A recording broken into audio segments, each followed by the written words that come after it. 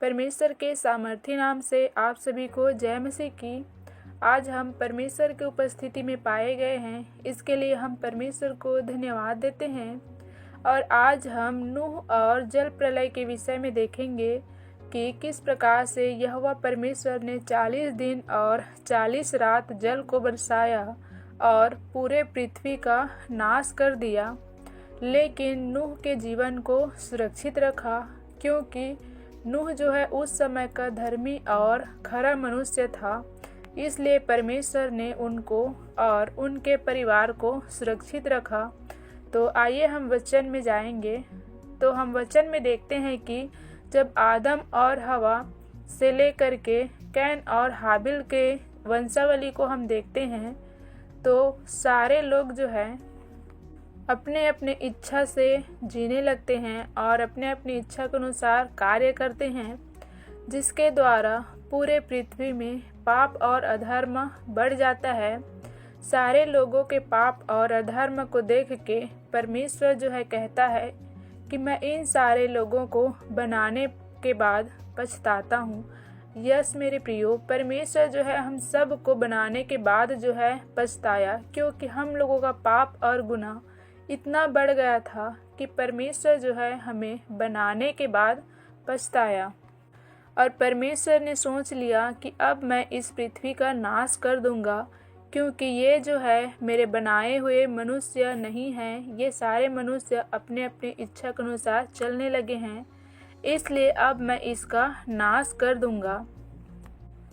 परंतु यहोवा के अनुग्रह की दृष्टि नूह पर बनी रही।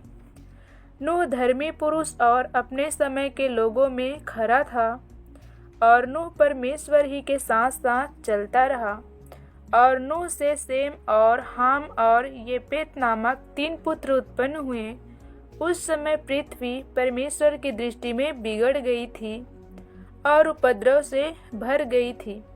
परमेश्वर ने पृथ्वी पर जो दृष्टि की तो क्या देखा कि वह बिगड़ी हुई है, क्योंकि सब प्राणियों ने पृथ्वी पर अपना अपना चाल चलन बिगाड़ लिया था।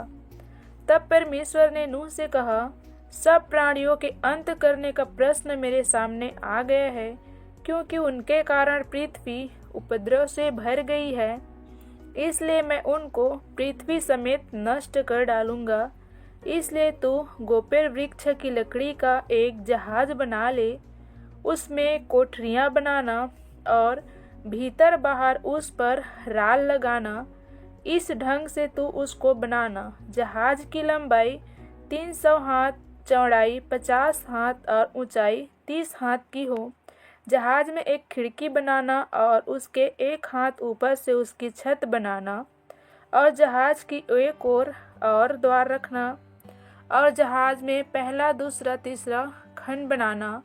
और सुन, मैं आप पृथ्वी पर जल प्रलय करके सब प्राणियों को जिनमें जीवन का प्राण है आकाश के नीचे से नष्ट करने पर हूँ, और सब जो पृथ्वी पर है मर जाएंगे।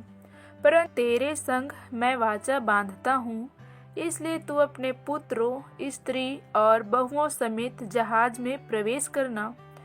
और जब जीवित प्राणियों में से तू एक एक जाति के 2-2 अर्थात एक नर और एक मादा जहाज में लेकर जाना।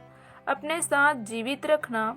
एक एक जाति के पक्षी और एक एक जाति के पशु और एक एक जाति के भूमि पर रेंगने वाले सब में से 2-2 तेरे पास आएंगे, कि तू उनको जीवित रखे। और भांति भांति का भोज्य पदार्थ जो खाया जाता है उनको भी तू लेकर अपने पास इकट्ठा रखना, जो तेरे और उनके भोजन के लिए होगा। परमेश्वर की इस आज्ञा के अनुसार नूह ने ऐसे ही किया। तब यहोवा परमेश्वर ने नूह से कहा, तू अपने सारे घराने समेत जहाज में जा, क्योंकि मैंने इस समय के लोगों में से केवल तुझी को अपनी दृष्टि में धर्मी पाया है। सब जाति के शुद्ध पशुओं में से तू 7-7 जोड़े अर्थात नर और मादा लेना, पर जो शुद्ध नहीं है उनमें से 2-2 लेना अर्थात नर और मादा। और आकाश के पक्षियों में से 7-7 जोड़े अर्थात नर और मादा लेना, कि उनका वंश बचकर सारी पृथ्वी के ऊपर बना रहे, क्योंकि अब 7 दिन और बीतने पर मैं पृथ्वी पर 40 दिन और 40 रात तक जल बरसाता रहूँगा, और जितने प्राणी मैंने बनाए हैं उन सब को भूमि के ऊपर से मिटा दूंगा। यहोवा की इस आज्ञा के अनुसार नूह ने किया। उस समय नूह की आयु 6 वर्ष की थी। जब जल प्रलय पृथ्वी पर आया, नूह अपने पुत्रों, पत्नी और बहुओं समेत जल प्रलय से बचने के लिए जहाज में गया। शुद्ध और अशुद्ध दोनों प्रकार के पशुओं में से, पक्षियों और भूमि पर रेंगने वाले जंतुओं में से भी 2-2 अर्थात नर और मादा जहाज में नूह के पास गए, जिस प्रकार परमेश्वर ने नूह को आज्ञा दी थी। 7 दिन के उपरांत प्रलय का जल पृथ्वी पर आने लगा। जब नूह की आयु के 600 वर्ष के दूसरे महीने का 17वां दिन आया, उसी दिन बड़े गहरे समुद्र के सब सोते फूट निकले और आकाश के झरोखे खुल गए, और वर्षा 40 दिन और 40 रात निरंतर पृथ्वी पर होती रही। ठीक उसी दिन नूह अपने पुत्र सेम, हाम और येपेत और अपनी पत्नी और तीनों बहुओं समेत और उनके संग एक एक जाति के सब बनैले पशु और एक एक जाति के घरेलू पशु और एक एक जाति के पृथ्वी पर रेंगने वाले जंतु और एक एक जाति के उड़ने वाले पक्षी जहाज में गए। जितने प्राणियों में जीवन का प्राण था, उनकी सब जातियों में से 2-2 नूह के पास जहाज में गए, और जो गए वे परमेश्वर की आज्ञा के अनुसार सब जाति के प्राणियों में से नर और मादा गए। जब यहोवा ने जहाज का द्वार बंद कर दिया, पर 40 दिन तक जल प्रलय होता रहा और पानी बहुत बढ़ता ही गया, जिससे जहाज ऊपर को उठने लगा और वह पृथ्वी पर से ऊंचा उठ गया। जल बढ़ते बढ़ते पृथ्वी पर बहुत ही बढ़ गया और जहाज जल के ऊपर तैरता रहा। जब पृथ्वी पर अत्यंत बढ़ गया, यहाँ तक कि सारी पृथ्वी पर जितने बड़े बड़े पहाड़ थे सब डूब गए। जल 15 हाथ और ऊपर बढ़ गया और पहाड़ भी डूब गए, और क्या पक्षी, क्या घरेलू पशु, क्या बनैले पशु और पृथ्वी पर सब चलने वाले प्राणी और जितने जीव जंतु थे पृथ्वी में बहुतायत से जल से नष्ट हो गए। वे सब मनुष्य भी मर गए। जो जो स्थल पर थे, उनमें से जितनों के नथनों में जीवन का श्वास था, सब मर मिटे। और क्या मनुष्य, क्या पशु, क्या रेंगने वाले जंतु, क्या आकाश के पक्षी, जो जो भूमि पर थे, सब पृथ्वी पर से मिट गए। केवल नूह और जितने उसके संग जहाज में थे वे ही बच गए, और जल पृथ्वी पर 150 दिन तक प्रबल रहा। प्रियो, यहाँ पे हम देखते हैं कि जब 40 दिन और 40 रात की वर्षा होती है, जल प्रलय होती है, जैसे ही जल प्रलय थमती है, उसके बाद भी जो पृथ्वी पर जल है वो 150 दिन तक और प्रबल रहती है। तो इस प्रकार से हम देखते हैं कि परमेश्वर ने जल प्रलय किया, और जल प्रलय करने से पहले ही जितने भी पृथ्वी में चलने वाले, उड़ने वाले या जल में रहने वाले जंतु थे, सब में से जोड़े समेत जहाज में नूह के द्वारा रख लिए थे, और नूह का पूरा परिवार भी उस जहाज में सुरक्षित था।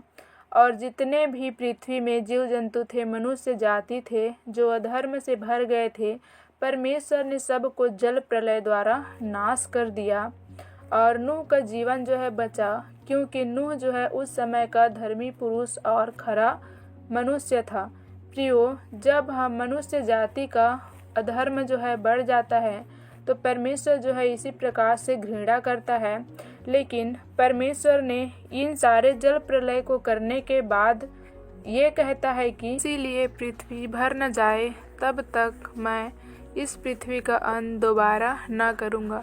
प्रियो, इसीलिए आज पृथ्वी में बहुत से अधर्म हो रहे हैं, बहुत से पाप गुनाह हो रहे हैं, और भी बहुत बड़ी बड़ी घटनाएं हो रही है, फिर भी परमेश्वर जो है इस पृथ्वी का प्रलय नहीं कर रहे हैं, क्योंकि परमेश्वर जो है सबको स्वतंत्र मन दिए हैं, स्वतंत्र इच्छा दिए हैं। आप अच्छा कार्य भी कर सकते हो और कोई भी बुरा कार्य भी कर सकते हो, लेकिन इस बात का लेखा परमेश्वर ज़रूर लेगा जब अंतिम न्याय आसन होगी।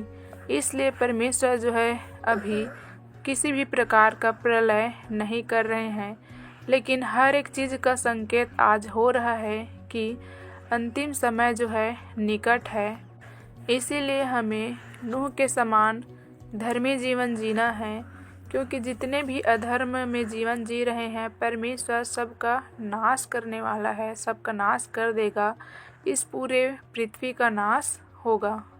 तो परमेश्वर जो है सबको संभलने का, सबको मन फिराव का अवसर देते हैं, जिसमें जो भी भटक गए हैं अपने मार्ग से या जो भी पाप गुनाह में अपना जीवन बिता रहे हैं, उन सब को दोबारा मन फिराव करने का अवसर देते हैं। तो इन सारे समय में हमें परमेश्वर का धन्यवाद देना है और सही मार्ग में चलना है, परमेश्वर के वचनों में अपना जीवन बिताना है। तो इन सारी वचनों के द्वारा परमेश्वर आप सभी को बहुत ऐश से आशीष दे। परमेश्वर में आप सब बने रहे। संसार जो है पहले के समान ही भ्रष्ट हो चुका है, तो हमें उनके सदृश नहीं बनना है। हमें परमेश्वर के दिखाए हुए मार्ग में चलना है।